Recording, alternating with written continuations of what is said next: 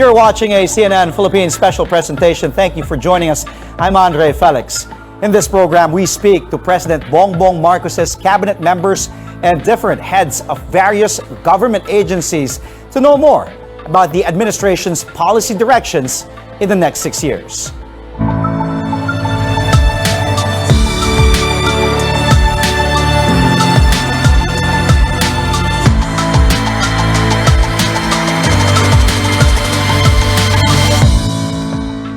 The Philippine Sports Commission, or PSC, seeks to ensure the sustainability and success of the country's sports programs. Their mission: to develop and promote sports in the grassroots level. They see sports as a tool towards nation building and unity. Now, what lies ahead for PSC under its new leadership? Right now, we're joined by Philippine Sports Commission Chairman, Mr. Noli Eala, and we are just honored to have him right now despite his very busy schedule. There he is, the man, my idol. Sir, first of all, thank you for joining us here on CNN Philippines. Thank you so much for inviting, Andre. Thank you, sir. Alam mo naman, growing up, I look up to you, and ikaw yung sa mga dahilan why I went into sports broadcasting. Thank you so much. Thank you, sir. It is an honor and a pleasure. So, alam naman natin, pag sinabing Noli Eala, malapit ang sports sa puso niya, di ba? Former sportscaster, ikaw na maging Noli Eala. Sus Mar Joseph, mga katagang pinasikat ni Com Noli. Former commissioner, kaya tawag ng tao, Com Noli, PBA commissioner, and now the new PSC chairman. A month and a half into your office, how has it been so far? Well, it's been everything that I had expected it to be. Very challenging. I had laid out some of the things that I wanted to do in my first few weeks if I would be appointed, and so far it's been that way. I've done what I've set out to do, and of course, it's new to me being in government. I think that's the biggest adjustment that I've had to make, because I've never been in government. I've always been in the private sector. So working now under the administration of the president is really something that is not only challenging, but also very exciting. If I may add, if there's no anybody for the job, you're the perfect man for the job, in my honest opinion. Thank you so much, Andre. I've heard that, and I hope I live up to the expectations. But I really didn't seek out the job. I think they told me about my opportunities to help the government, and I said, of course, I'm in sports, and that's where I'd want to be placed in. So I'm just very happy to be here. Was there any specific marching orders from President Bongbong Marcos? I actually got just a little history. Go ahead. I met the president during the campaign period, and even before that. I was fortunate enough to have interviewed the president in my own show. Twice, actually. Power and play, yeah. And because of that, I was able to see how he really loves sports, and how a sportsman he is, and of course, what his thoughts are about Philippine sports. And based on that, I knew that there were certain directions that he wanted to take. I never got to talk to the president until a week ago, when the president gave me an opportunity to present EJ Obiena, and at the same time, speak to him about the program of sports. And there was really just one thing he told me. He said, "You take care of the athletes." That's what he wanted. Yeah. But specifically, he said, "Take care of their nutrition." So it's something that I take as a policy direction from the administration, and obviously, this is something that we're going to be focusing on. Sir, if you would to describe the status now of the Philippine Sports Commission, how are things? How would you describe where we are right now in terms of the status of the Philippine Sports Commission? Well, for one, the PSC, I think, has bridged a lot of relationships. There were a lot of relationships in the past that may not have been so warm. Yeah. That was the first thing I did as PSC chairman. I wanted to make sure that I reached out to many of the stakeholders, many of the partners in government, and I really wanted to present a new mindset, a new culture in the PSC. That I'm very happy to say, I think I've been successful doing I have been able to talk to the POC, the Philippine Olympic Committee, and really warmed our relationship with them, something that I understand had been some challenges in the past. I have also talked already to the national sports associations, most of the presidents and the secretaries general. I have began reaching out to Congress because they are obviously our chief backers in terms of our funding. I have also started to reach out with our partners, those that have supported Philippine sports. So I think in that sense, the PSC is in a good place because we have started on the right foot. We have made strides in areas where we did not used to really get involved with, and I think I'm slowly beginning to bring out a different culture and a different thinking in the PSC. Yeah, which is important in my opinion. The mindset and how you start things. Diba? That's where you, as the cliche goes, how you start, like first impressions last, and how you start running things. So you mentioned earlier as well, syempre you accepted may mga challenges yan. It comes with the territory. Any challenges so far, and then what you're expecting also, like moving forward, the challenges that you might be facing? Well, the biggest challenge for the PSC is really the resources. The PSC is not a department, so we have a very limited human resource. We don't have the regional network that other agencies have. We don't have the kind of budget that we have, which is a perennial problem, I think, in many of the government agencies anyway. So I don't really take that as a challenge, but more of a parameter that I have to work with. Well put, yeah. Of course, there are challenges, of course, about the biases about sports. That sports is just recreation, sports is just an activity. I take that seriously because I believe that sports must be part of nation building. It must be part of the narrative of government in building a nation, and that's what I want to do. I want to make sure that sports is at the forefront of the activities of government, and in making sure that the Philippines is progressive as well as happy in that sense. Currently, the PSC only has one commissioner in its fold. I remember we had this conversation when you were newly appointed. So I will do a little refresher, kumbaga update. Ilo-load ko lang. So at that point in time, si Commissioner Bong Ku. So ngayon, have you nadagdagan na ba si Bong Ku? And have you spoken to Bong Ku about her plans as well? First muna, nadagdagan na ba si Bong Ku as Commissioner? Yun ang problema, si Bong Ku pa rin.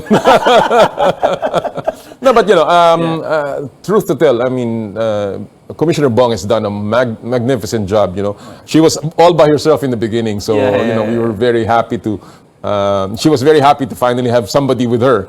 I'm very happy to have her because obviously she's an athlete. She understands the needs of an athlete, and she came from also the National Sports Association. Now, insofar as the other commissioners are concerned, I have already made my appeal to the Office of the President, who is our supervisor, and it has been accepted very warmly, and hopefully, some announcements can be made very soon. Well, Chair, stay where you are. I hope you're enjoying this conversation as much as I am. And our one-on-one with Philippine Sports Commission Chairman, Mr. Noli Eala, will continue. Coming up, we delve deeper into the plans of the PSC for 2023 and a possible revival of the Project Gintong Alay. This is a CNN Philippines special presentation. We'll be right back. Keep it here.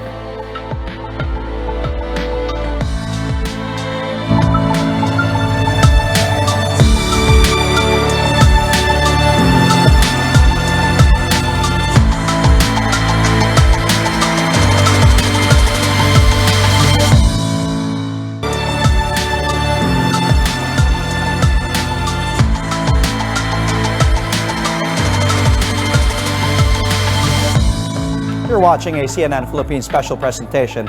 I'm Andrei Felix, and our guest, PSC Chairman Noli Eala. Sir, the PSC is asking for a 5.2 billion budget for next year. Medyo malaki. Kung titingnan natin, medyo malaki ang itinaas nito from what was endorsed by the DBM.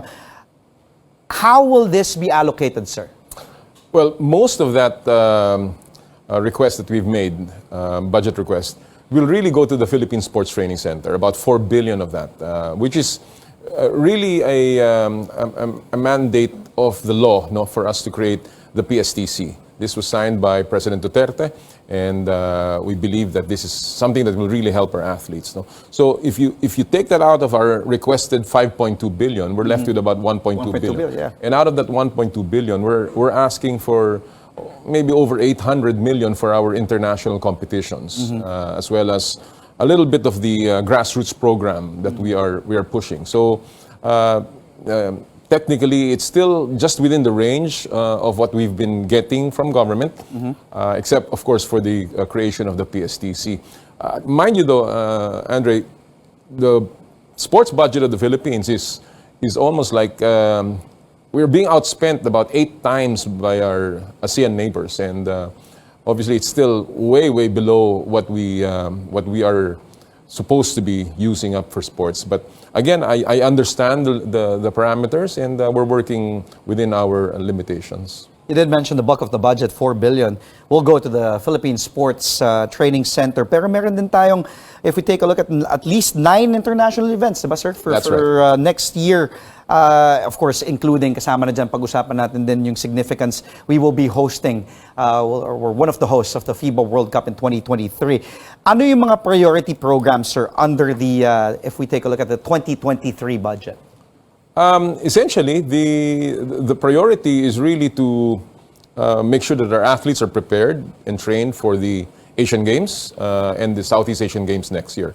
We have other competitions that we are looking forward to. This includes the Asian Indoor Martial Arts Games, or the IMAG, and of course the Beach Games, no, and some other international competitions. Actually, the budget that we're asking for does not even cover the FIBA World Cup, because the FIBA World Cup is actually a project of the Samahang Basketball ng Pilipinas. So this is a budget that the SBP, as the local organizing committee, is requesting from government. And should this be allowed or granted by government, I think it just might be coursed through the PSC. Of course, we're talking about the hosting. Alam naman natin ng mga Pilipino, di ba? Boxing, basketball, yan ang ano. But puso natin nasa basketball, and again, hindi nalalayo sa puso mo yon. Yes. Di ba? Again, ulitin ko, yung mga katagang pinasikat ni Noli Eala, bahay na superstars, ikaw na maging Danny Siegel. But kidding aside, if we talk about us hosting the World Cup, how excited are you for that? Like looking ahead, and also the involvement of the PSC. And what are you looking forward to? Your expectations of the Philippines being one of the hosts of a major basketball competition? It doesn't come very often that the country is given an opportunity to host something as big as the World Cup. And this will be our second opportunity to host the World Cup. So, as far as the PSC is concerned, we are supporting this endeavor. We have mentioned this to the Senate. We have mentioned this to the House of Representatives. We have mentioned this, of course, to the local organizing committee. What I'm looking forward to is not only the show by the Philippines, the kind of show that we can put on, but also our ability to stamp our class in terms of hosting. The Philippines has always been known for its hospitality. Yes, yeah. And I think the World Cup is going to again bring that out. Aside from that, of course, I'm hoping that this will really bring together our people for a brief moment. We can all come together and support our national team, because we will be playing, and basketball, sports is sports, and you'll never know what can happen, and we're still all hopeful that the Gilas Pilipinas team will do well in the World Cup. Exciting. Ako, excited for the FIBA World Cup happening next year. Let's talk about yung grassroots, and you want to, syempre laging natin na naririnig yung Gintong Alay program, and you want to modernize the Gintong Alay program under your leadership. It will be, correct me if I'm wrong, Duyan ng Magiting and Gintong Laban. Let's delve deeper into the specifics, sir. Ano po yung pinagkaiba nung dalawang programa na ito? At we all know Gintong Alay paved the way. Baka hindi enough yung oras natin para banggitin natin mga atleta na nanggaling sa Gintong Alay, but the country's resurgence on the international stage way back in the 1980s. Well, the difference is first, the similarities. No, those two projects, Project Duyan na Magiting or Cradle of the Brave, is our grassroots development plan. Project Gintong Laban is our program for elite high-performance athletes. These two projects are part of our National Sports Development Plan. And this is our mandate under RA 6847 for us to create a truly genuine and far-reaching grassroots program, and of course, a program that will support athletes that are competing internationally. So we are addressing our mandates through this National Sports Development Plan. Project Duyan na Magiting will be an entry-level kind of program from the very lowest of levels in the barangays, wherein we will be tapping not only the national sports associations, but it will be an interagency engagement, including the DepEd, the DILG, and most of all, the component of family. We are hoping that we can bring in the family to support the activity of engaging children, of the young, to get into sports. So it's an entry-level grassroots program that will progress from sports camps to a festival of sports, to the Batang Pinoy program, the Palarong Pambansa, the CHED National Games, all the way to the Philippine National Games. So it is a total, inclusive program that will hopefully bring sports to all. Project Gintong Laban, on the other hand, has several components. No? The components are basically supporting our athletes in their international training, bringing foreign coaches to help them and help our coaches improve our systems, and enhancing training equipment, including reliance on sports sciences, which may include sports nutrition, sports physiotherapy, sports psychology, and many others. And finally, improving our infrastructure and giving back to all of the athletes what they need so that they can improve and be competitive in the international scene. So all of these need funding, and the overarching, I guess, factor here is the support of the private sector. This is where we are similar to Project Gintong Alay, wherein we will be tapping the private sector to support our grassroots and our high-performance programs. Well, sir, again, stay where you are, because we will still continue our conversation, our one-on-one with the PSC Chair, Noli Eala, will continue after the break. This is a CNN Philippines special presentation. We'll be right back. Stay tuned.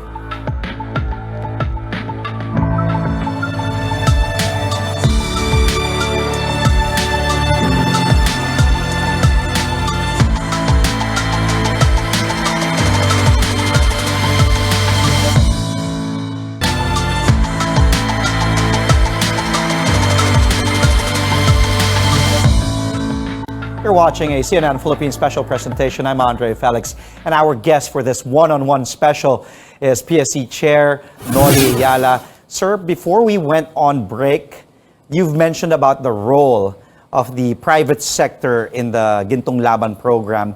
Have you spoken to any of them, and may mga nag-commit na ba? Any commitments on their end? Yes, I have begun, reaching out to the kind-hearted supporters of sports, and many of them are very, very warm about helping Philippine sports. No, a lot of them, of course, are surprised that ganun lang yung budget ng sports. No, and so I have mentioned to them our plans, of course, the programs in the grassroots and the programs for our elite athletes. And what I really hope is, because it's very difficult now to have godfathers for every sport. So what we're trying to do is just pull together all of the help that we can muster from the private sector, and specifically channel it towards specific programs. No, we have a program for nutrition, as the president had ordered us, and so we will be building a sports commissary.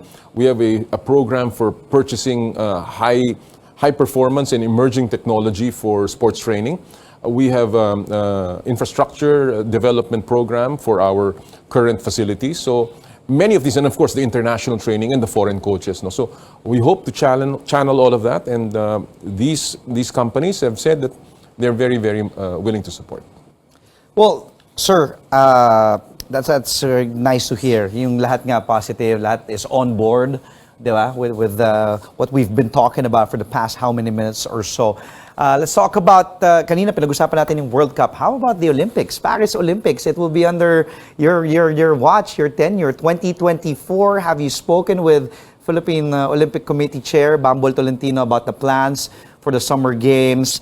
And because, of course, as we know, first natin ng gold medal, Heidelin, in the recently concluded sa Tokyo. So, nandun yung, kumbaga, let's keep the momentum going, and at the same time, the optimism is there for our athletes, especially dito sa 2024 Paris Olympics. Yes, in fact, I had a meeting with the NSAs. It was, again, unprecedented. I had a consultative meeting with the National Sports Associations. 68 of the 74 NSAs attended, including the POC president, Mayor Bambol Tolentino. We have discussed their plans. As you know, it will be the POC and the NSAs that will be in charge of training the athletes and preparing all the things that are necessary for our participation in the Olympics. We will be there to support and to fund these programs. We have started to discuss it. I know that the POC is already scouting areas where our weightlifters, our boxers, and our gymnasts will be staying. That should be close to the venue so that they don't have unnecessary travel. That's how early the preparations are being done. This early, I know that the POC is already in France, and they're already scouting the venues of the Olympics. So the PSC is in constant coordination. I'm very happy to say that our relationship with the POC has really become, very warm, and I think that's how it's supposed to be. Yeah. Because I was about to say. We are partners in helping the athletes. Of course, kailangan talaga hand in hand, di ba? PSC, POC, lahat kailangan talaga ganoon. Kailangan Importante yun. Importante yun. Importante. Di ba? Is there any specific sports that you want the country to focus on, specifically para dito sa 2024 Olympics? Well, we already know the formula for success, and we've seen already our athletes also perform in the qualifiers as well as, of course, in the previous Olympics. So, we're really talking about the athletes that have been there, Heidelin, Kaloy, and of course EJ, as well as of course our boxers. Boxers. No? And then we have new athletes who have shown that they have an opportunity to win. We have Kayla Sanchez of swimming. Yeah. I think she should be really in line for something big. Yeah. I think we've also seen that some of our young weightlifters are coming up. Vanessa Sarno, for instance. We also understand that there are other emerging sports, like in martial arts as well as in rowing. So these are all sports that we want to support. But as a whole, in general, my thinking, and of course this will have to be confirmed by the PSC board, is that we have to concentrate on measurable and sports that have weight classes where perhaps we have better chances really of performing, and hopefully we can provide the support for these sports that are both having weight classes and are measurable in terms of performance rather than being very subjective. Sir, before I thank you again for your time and for joining us, is there anything you want to say to the Filipino, alam mo naman natin, mga Pinoy sports fans? Even a brief message if you want. And syempre sa ating mga Pinoy, mga napakaraming Filipino sports fans. Go ahead, sir. Well, ako po unang nagpapasalamat sa mainit na pagtanggap po ninyo sa akin bilang chairman ng Philippine Sports Commission. Malaki pong karangalan para sa akin at sa aking pamilya na mamuno ng PSC. Ang amin pong pinapangako ay patuloy po namin susuportahan ang ating mga atleta sa lahat po ng bagay. At kagaya po nga na nabanggit ko, tuloy-tuloy po ang aming paggawa ng mga programang tutugon sa hamon na ibinigay sa amin ng batas at ng ating pong administrasyon na pinangungunahan ng ating mahal na Pangulo, President Bongbong Marcos. As far as we're concerned in the PSC, we will do everything to give pride and glory to the country. We will be accountable for many of the programs that we will do. And of course, we will care for sports, for Philippine sports like no other. Marami po salamat. At marami din pong salamat. Sir, again, thank you for your time. There's no other man for the job but you. Marami pong salamat again, Chair. Maraming salamat. Again, we just spoke. That was PSC Chairman Noli Eala. Thank you for joining us in this very special presentation. I'm Andrei Felix. Thank you for watching here on CNN Philippines.